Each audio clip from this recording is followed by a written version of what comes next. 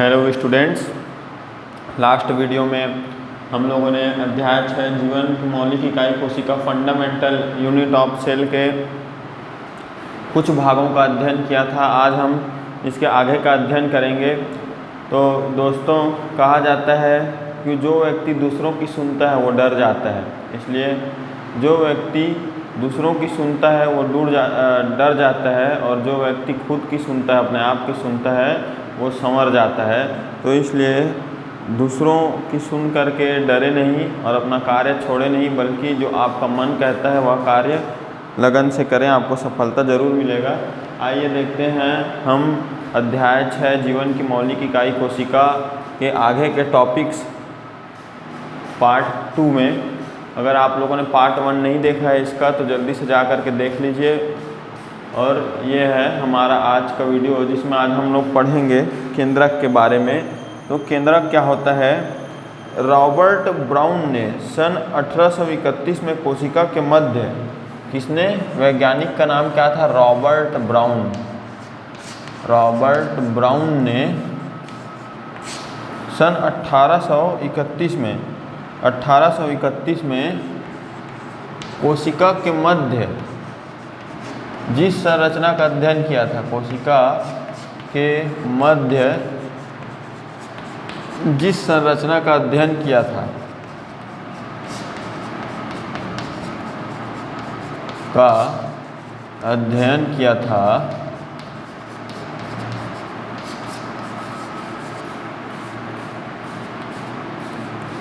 उसे केंद्रक कहा जाता है। वही क्या है? केंद्रक, जो पादप कोशिका और जंतु कोशिका के मध्य में पाया जाता है। ठीक है, उसे केंद्रक कहते हैं। रॉबर्ट ब्राउन ने 1831 में इसका अध्ययन किया था। ठीक है, तो यहाँ पर स्तनधारियों की लाल रक्त कोशिकाएं एवं पौधे के फ्लोएम ऊतक की एक प्रकार की कोशिकाओं में केंद्रक नहीं होते। हम लोगों ने कोशिकाओं में केंद्रक जरूर पढ़ा है, पर प्रत्येक कोशिका में केंद्रक भी नहीं होता। केंद्रक होता जरूर है इसमें, पर कुछ कारणों से वह केंद्रक क्या हो जाता है, वहाँ से नष्ट हो जाता है। क्यों नष्ट हो जाता है? ताकि जो पदार्थ है जो वहाँ से होकर आते जाते हैं, फ्लोएम और पौधे की लाल रक्त कोशिकाएं, मतलब रक्त के आवागमन के लिए क्या हो जाए, मार्ग सुलभ हो जाए, इसके लिए क्या हो जाता है, जो केंद्रक है वहाँ पर से हट जाता है। केंद्रक में धागे जैसी संरचना होती है, जिसे क्या कहते हैं? क्रोमेटिन। क्रोमेटिन क्या होता है? क्रोमेटिन केंद्रक में धागे जैसी संरचना।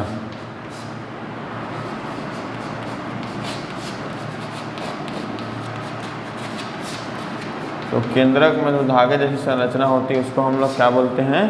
उसको हम लोग कहते हैं क्रोमेटिन। तो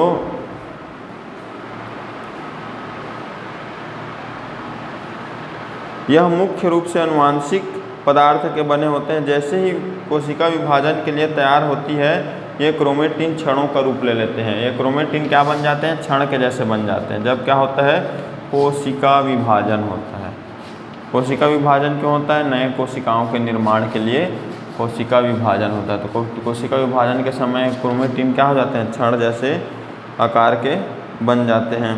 तब इन्हें गुणसूत्र कहते हैं। तो उसी समय इसको क्या कहा जाता है? गुणसूत्र।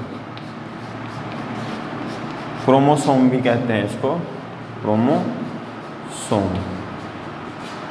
ठीक है, क्रोमोसोम भी इसी को कहा जाता है। माता पिता से अगली संतति से आनुवांशिकी गुण इन्हीं संरचनाओं से आते हैं। देखिए, जब क्या होता है, नए संतानोत्पत्ति होता है, कोशिका का विभाजन होता है। कोशिका का विभाजन होता है तो जो क्रोमेटिन, मतलब जो केंद्रक में धागे जैसी संरचना पाई जाती है, वो क्षण के जैसा बन जाता है, और वो क्या हो जाता है? गुणसूत्र के रूप में एक कोशिका से दूसरे कोशिका में चले जाता है, जो कि क्या होता है? माता पिता से संतान में आनुवांशिक गुण का प्रवाह इसी प्रकार होता है। केंद्रक कोशिका के सभी कार्यों का क्या करता है? संचालन करता है। केंद्रक जो होता है, कोशिका में जितने भी कार्य होते हैं उनका क्या करता है?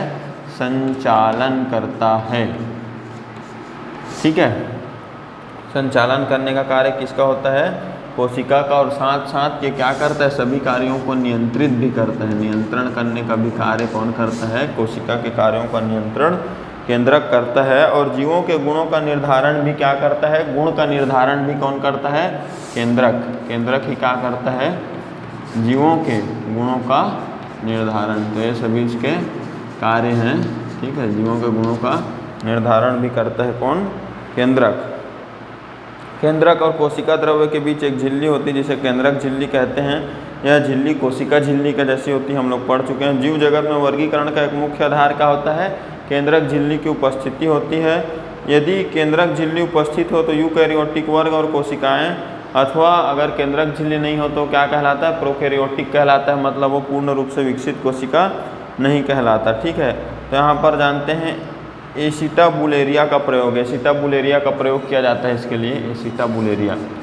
अब एसिटाबुलेरिया क्या होता है, तो एसिटाबुलेरिया जो होता है वो क्या होता है, समुद्री शैवाल, समुद्र में जो काई होता है समुद्री शैवाल, उसे एसिटाबुलेरिया कहते हैं। केंद्रक ही गुणों का निर्धारण करता है। इसका स्पष्ट प्रमाण कहाँ होता है, सर्वप्रथम जर्मन जीव वैज्ञानिक जेकिम हेमरलिंग ने 1934 में समुद्री शैवाल एसिटाबुलेरिया पर प्रयोग करके बताया था, है ना। केंद्रक जो है नियंत्रण करता है, संचालन करता है, गुणों का निर्धारण करता है। ये कब पता चला, जब एसिटाबुलेरिया नाम के समुद्री शैवाल पर क्या किया गया, प्रयोग किया गया। यह समुद्री शैवाल एक कोशिकी जीव है। इसमें कोशिका कितना होता है, एक कोशिका होता है। इसके 3 भाग होते हैं, कौन कौन सा होता है, आधार होता है और होता है डंठल और टोपी, है ना। अलग अलग जातियों में टोपी अलग अलग आकार की होती, किसी में उल्टे छाते के समान तो किसी में फूल के समान। टोपी काटने पर से टोपी क्या हो, टोपी जो है अगर हम लोग उसको काट दिए तो क्या हो जाता है, उग जाता है, मतलब कि कुछ ऐसा टाइप का रहता है। ये हो गया, और यहाँ पर ये फूल जैसी संरचना होती है। इसको हम लोग काट भी दें तो ये क्या हो जाता है, फिर से उग जाता है। तो इसी टाइप का रहता है ये एसिटाबुलेरिया जो शैवाल है ना, वो इसी टाइप का दिखता है। तो ये था हमारा टॉपिक केंद्रक। तो केंद्रक का पता कैसे चला, रॉबर्ट ब्राउन ने 1831 में कोशिका के मध्य में जिस संरचना का अध्ययन किया उसे हम लोग केंद्रक कहते हैं। केंद्रक में क्रोमेटिन नाम की संरचना पाई जाती है जो धागे के समान दिखाई देती है। जब कोशिका विभाजन होता है तो क्या हो जाता है, क्षण के जैसे बन जाता है और गुणसूत्र का रूप ले लेता है। गुणसूत्र क्या होता है, जब संतानोत्पत्ति होता है तो माता पिता से किसमें चले जाते हैं, उनके संतान में चले जाते हैं। केंद्रक का जो कार्य है वो कोशिका के कार्यों का नियंत्रण है, कोशिका के कार्यों का संचालन और कोशिका के गुणों का निर्धारण करना है, ठीक है। तो केंद्रक के सभी कार्य करते हैं। कब पता चला, जब एसिटाबुलेरिया नामक समुद्री शैवाल पर इसका प्रयोग किया गया। तो नेक्स्ट टॉपिक देखते हैं।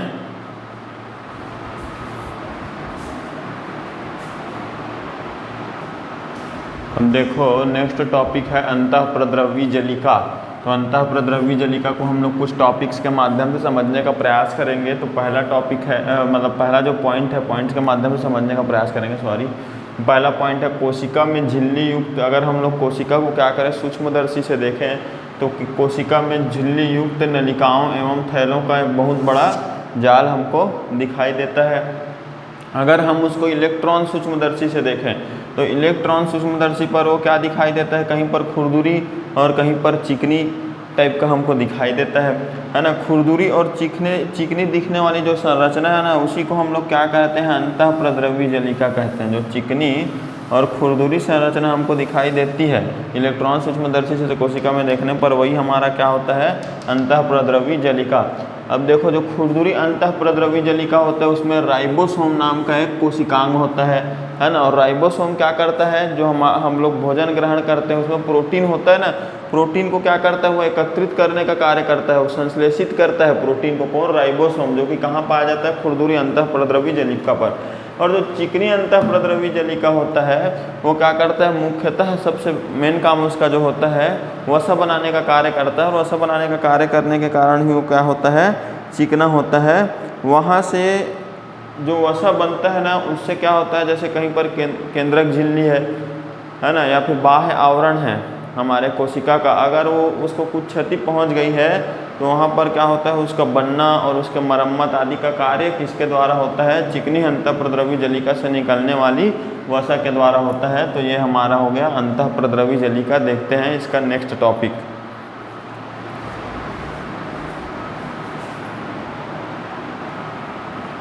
देखो नेक्स्ट टॉपिक है गोल्जी का है। तो गोल्जी काय का जो वर्णन है सर्वप्रथम 1898 में किया गया था। और किस वैज्ञानिक ने किया था? कैमिलो गोल्जी ने इसका अध्ययन किया था, इसका वर्णन किया था, इसलिए इसको गोल्जी काय कहा जाता है। यह कई सारी झिल्लियों से मिलकर बना होता है। बहुत सारे झिल्ली हम लोग पढ़े, केंद्रक झिल्ली, कोशिका झिल्ली, पादप कोशिका में सेलुलोज वगैरह होता है, तो उन बहुत प्रकार के झिल्ली से मिलकर ये गोल्जी काय बनता है ना, गोल्गी बॉडी। तो ये झिल्लियाँ क्या करती हैं? इतनी सारी झिल्लियाँ होती हैं, सभी झिल्लियाँ मिलकर क्या बनाती है? थैलीनुमा रचनाएं बनाती है। और इनके आसपास क्या होती है? कुछ द्रव भरी झिल्लियाँ भी होती है। मतलब झिल्ली में क्या होता है? द्रव भरा रहता है, वैसे उसमें वसा और प्रोटीन वगैरह रहता है। और राइबोसोम, जिसके बारे में हमने कहा, इसका पिछले वाला जो टॉपिक था उसमें पढ़ा था अंतःप्रद्रवी जलिका में, राइबोसोम है ना, जो क्या होते हैं?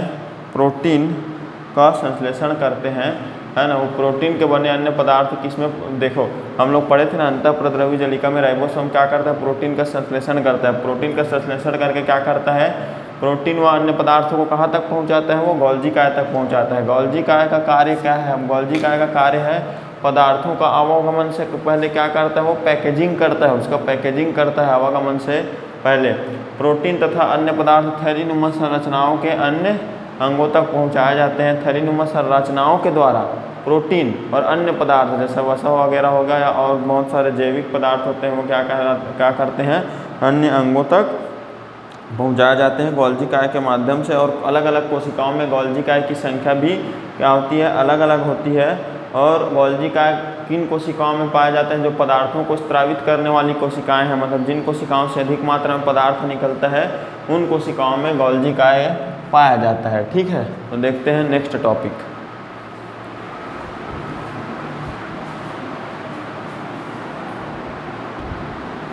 देखो अब नेक्स्ट टॉपिक है लाइसोसोम। लाइसोसोम बहुत महत्वपूर्ण है। जैसे मैंने माइटोकॉन्ड्रिया को बताया था, माइटोकॉन्ड्रिया को मैंने क्या कहा था? माइटोकॉन्ड्रिया को कहा जाता है पावर हाउस या ऊर्जा गृह, उसको मैंने बताया था लास्ट वीडियो में, आप देख सकते हैं। तो यह ऐसा ही है एक और कोशिका का कोशिकांग जो कोशिका में पाया जाता है, लाइसोसोम। तो जैसे कि आप लोगों ने सुना हुआ है कि कोई जगह है, वहाँ पर कोई चीज़ है, जो ऐसा चीज़ है जो सबको नष्ट कर देता है, वैसा ही कोशिका में क्या होता है? बहुत सारे ऐसे पदार्थ होते हैं जो संपूर्ण कोशिका को नष्ट करने की क्षमता रखते हैं। पर प्रश्न ये उठता है, जब ऐसे पदार्थ कोशिका में पाए जाते हैं जो संपूर्ण कोशिका को नष्ट करने की क्षमता रखते हैं, तो फिर वो नष्ट क्यों नहीं करते कोशिका को? ये प्रश्न उठता है। ये जो प्रश्न उठता है, इसका हम लोगों को उत्तर तब मिला जब लाइसोसोम का खोज हुआ। क्योंकि लाइसोसोम एक ऐसा कोशिकांग है जो इन हानिकारक पदार्थों को, जो कोशिका को नष्ट कर सकता है, उन हानिकारक पदार्थों को क्या कर लेता है? कोशिका से अलग संग्रहित करके रख लेता है और उनको नष्ट कर देता है, जिससे क्या होते हैं? वो जो हानिकारक पदार्थ होते हैं वो कोशिका के संपर्क में नहीं आ पाते, है ना। लेकिन अगर उसमें जो पदार्थ है, या फिर बोला जाए कि जो लाइसोसोम है वो अगर उसकी झिल्ली फट गई, तो उसमें से हानिकारक पदार्थ अगर निकला तो वो पूरे के पूरे कोशिका को क्या कर देता है? नष्ट कर देता है ना। इसी कारण ये जो लाइसोसोम है उसमें हानिकारक पदार्थ भरा होता है। इसी कारण लाइसोसोम को हम लोग क्या कहते हैं? Suicidal bag. तो याद रखना, सुसाइडल बैग किसको बोलते हैं? ये होता है लाइसोसोम, जिसको सुसाइडल बैग या फिर आत्मघाती झोला कहा जाता है, क्योंकि इसमें ऐसे हानिकारक पदार्थ भरे होते हैं जो संपूर्ण कोशिका को नष्ट कर सकते हैं। तो ये था हमारा टॉपिक लाइसोसोम। देखते हैं नेक्स्ट टॉपिक।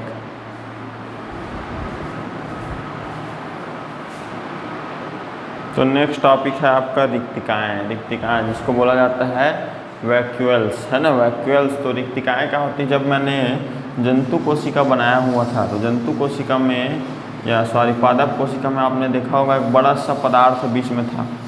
लास्ट वीडियो में आप जा कर के देख सकते हैं।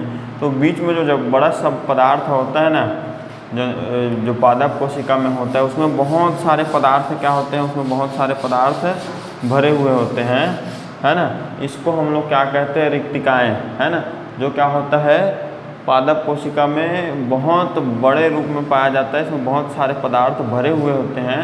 लेकिन यही अगर जंतु कोशिका की बात करें तो रिक्तिकाएँ क्या होती है? अलग अलग स्थानों पर छोटी छोटी थैलियों में ये पाया जाता है। इसको क्या कहते हैं? रिक्तिकाएँ कहते हैं। तो देखते हैं नेक्स्ट टॉपिक।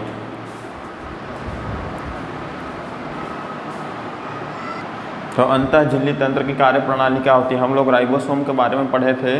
राइबोसोम जो कि क्या होता है, प्रोटीन का संश्लेषण कर लेता है, और प्रोटीन का संश्लेषण करके वो क्या करता है, वो किससे जुड़ा हुआ होता है, अंतःझिल्ली तंत्र से जुड़ा हुआ होता है। तो अंतःझिल्ली तंत्र में वो क्या हो जाता है, प्रोटीन और अन्य पदार्थ वसा वगैरह क्या किस में चले जाता है, अंतःझिल्ली तंत्र में चले जाता है। अब अंतःझिल्ली तंत्र किससे कनेक्ट होता है? अंतःझिल्ली तंत्र जो होता है ना, वो होता है हमारे गोल्जी काय से कनेक्ट। गोल्जी काय के बारे में हमने पढ़ा ना, तो गोल्जी काय क्या कर देता है कि वो जो होता है पैकेजिंग का कार्य करता है। हम लोग पढ़े ना पैकेजिंग का कार्य। तो जो राइबोसोम से आया हुआ वसा और प्रोटीन युक्त पदार्थ होते हैं, उनका पैकेजिंग मतलब कि क्या होता है, झिल्ली नुमा थैलियों में उसको भरने का कार्य कौन करता है, गोल्जी काय करता है ना। और फिर उसके बाद गोल्जी काय से वे सभी पदार्थ किस में चले जाते हैं, कोशिका झिल्ली, कोशिका भित्ति, है ना, और कोई विभिन्न प्रकार के कोशिकांगों में चले जाते हैं। यदि कहीं पर कोशिकाओं में क्षति हुई है तो उनको मरम्मत का कार्य भी प्रोटीन और वसा द्वारा किया जाता है। तो ये अंतःझिल्ली तंत्र की कार्यप्रणाली है, इसी प्रकार इसमें कार्य होता है। देखते हैं नेक्स्ट टॉपिक।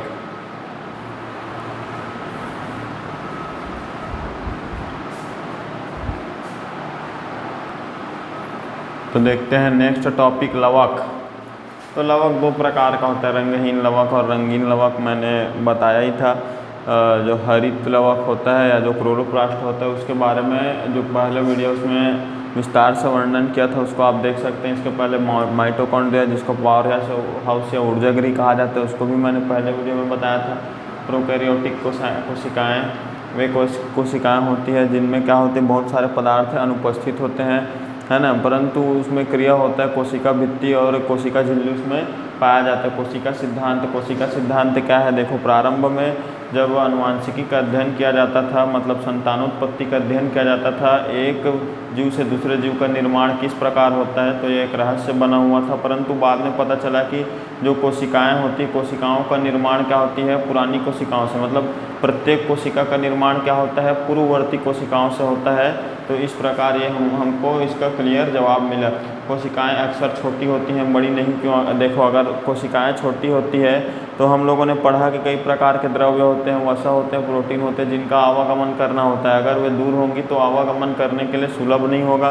पहला तो अगर आकार में बड़ा होगा तो उतने सारे पदार्थों से क्या होगा, उनके कोशिका झिल्ली पर क्या होगा, दाब अधिक होगा, तो उनका बन पाना बहुत मुश्किल होगा। अगर कोशिका बड़ी हुई तो उसकी आवश्यकताएं भी बड़ी होगी, जिससे हमको क्या करना पड़ेगा, अधिक ऊर्जा ग्रहण करना पड़ेगा। यदि हम अधिक ऊर्जा ग्रहण नहीं कर पाए, या जीव जंतु पौधे अधिक ऊर्जा ग्रहण नहीं कर पाए, तो जैविक क्रियाएं क्या हो जाएंगी, धीमी हो जाएंगी। इसी कारण कोशिकाएं अक्सर छोटी होती, बड़ी नहीं होती, है ना। और अगर ये देखो गोलाकार होती हैं तो गोलाकार होगी तो चारों तरफ से समान दाब दीवारों पर पड़ेगा, परंतु चारों तरफ समान प्रकार के पदार्थ तो या समान प्रकार के कोशिकांग तो कोशिका में पाए नहीं जाते। इसलिए सवाल ये उठता है कि क्या कोशिकाएं चपटी होती हैं। तो देखो अगर हम लोग इलेक्ट्रॉन सूक्ष्मदर्शी से कोशिकाओं को देखते हैं सूक्ष्मदर्शी के द्वारा, पहले तो क्योंकि कोशिकाएं बहुत छोटी होती है तो उनको बिना आवर्धन उपकरण के माध्यम के हम नहीं देख पाते, है ना।